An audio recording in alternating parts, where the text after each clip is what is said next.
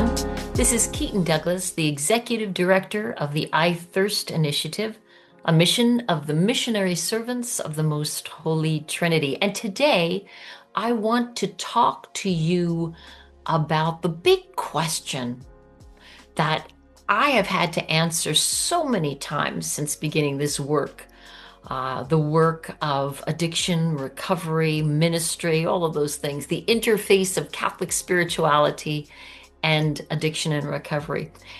And the big question I have been faced with is addiction a moral weakness or is it a disease? It's a question that I think has kept a lot of us in the church from really understanding the role that we need to play in helping those by providing the spiritual dimension of wellness that those suffering or their family members really need as they make this journey. So is it a moral weakness? This brings to mind a situation. I write about this in my book that I wrote with Lindsay Schlegel, wonderful author, entitled The Road to Hope. Hold on, I have a copy. I have a copy right here, The Road to Hope. You can't see it backwards. The Road to Hope with Lindsay Schlegel. And I recount a story that happened to me a number of years ago. It was a number of years ago. I was at a mass at a different parish. I didn't know the priest. It was a wonderful homily. I enjoyed myself. I went and I shook the hands of the pastor at the end and I told him how much I enjoyed his homily. And I was new in this work, so I was very excited about it. And I said, Father, do you have anything, any ministry here that works with those that are suffering from all types of addictions and or their families? And he looked at me and he said, oh no, no, no. No, those are people of moral failing, of little moral strength. And I looked at him and I said, isn't that our gig anyway? I was respectful, but I did say that, meaning if our brothers and sisters are going down an immoral path, is it not incumbent upon us as Catholics to reach out to them, to help shepherd them back to the fold, to be those that go after that one, to bring it back to the 99 and rejoice? That's what I was always taught that we would be doing. So to hear the idea that addiction was dismissed as something for those of little moral strength or of moral weakness, wow, that just simply doesn't take into account all of the mitigating factors that bring a person to that point. Things like the trauma and abuse that people have experienced in their lives, the feelings of not fitting in, resentments that they've not been able to deal with, so much that needs to be healed. So the question, is it a moral weakness? Well, let's think about it. The Catechism of the Catholic Church talks about sinfulness in paragraph 1846 as a perverse attachment to things that really cause us to lose sight of our God. And of course, I'm paraphrasing. So if you read the Catechism of the Catholic Church, it sounds as though it is simply a sin. But as I said, it doesn't take into account all the mitigating factors that would bring a person there. So is there an element of sinfulness there? My gosh, isn't there an element of sinfulness in everything that we try to do and fail at? Anytime we turn from our God, there's an element of moral weakness, of sinfulness there.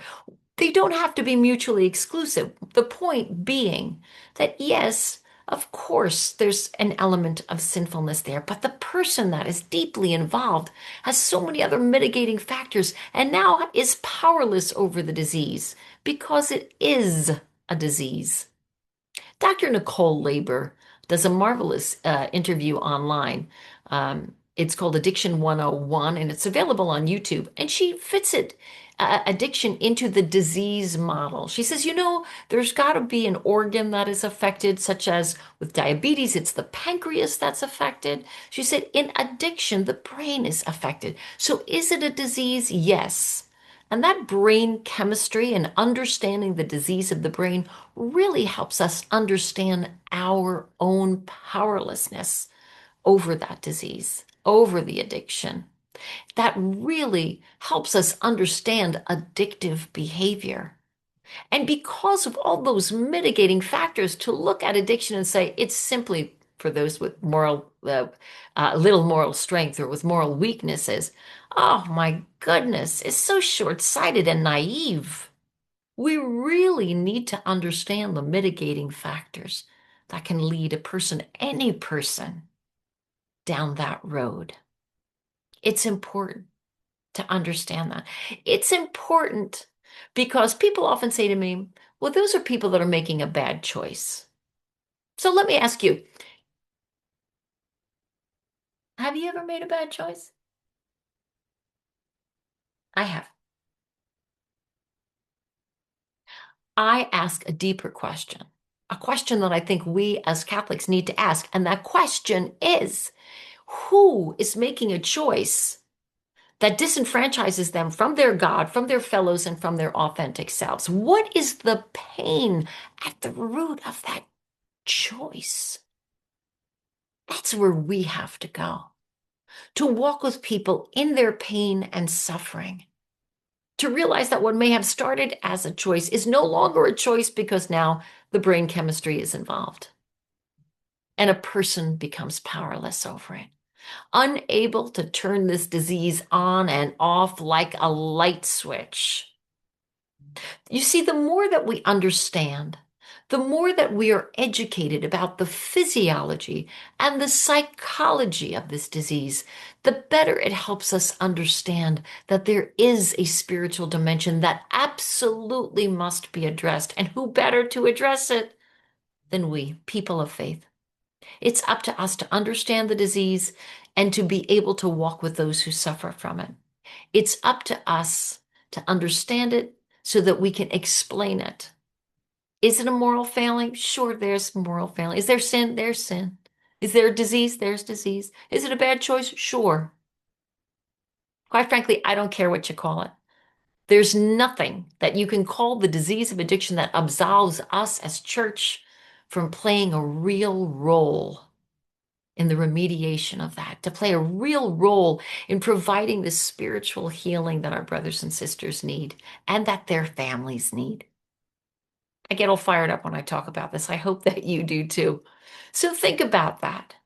Think about think about that before we judge somebody else. Think about all the things that would be in that person's pile that could cause them there. Is it immoral? Well, it's a little bit of everything, and it requires our love and our mercy to go forth and do likewise, just like the Good Samaritan did. That's what Jesus taught us to do. I'll catch you back another time. Until then, thank you and God bless you.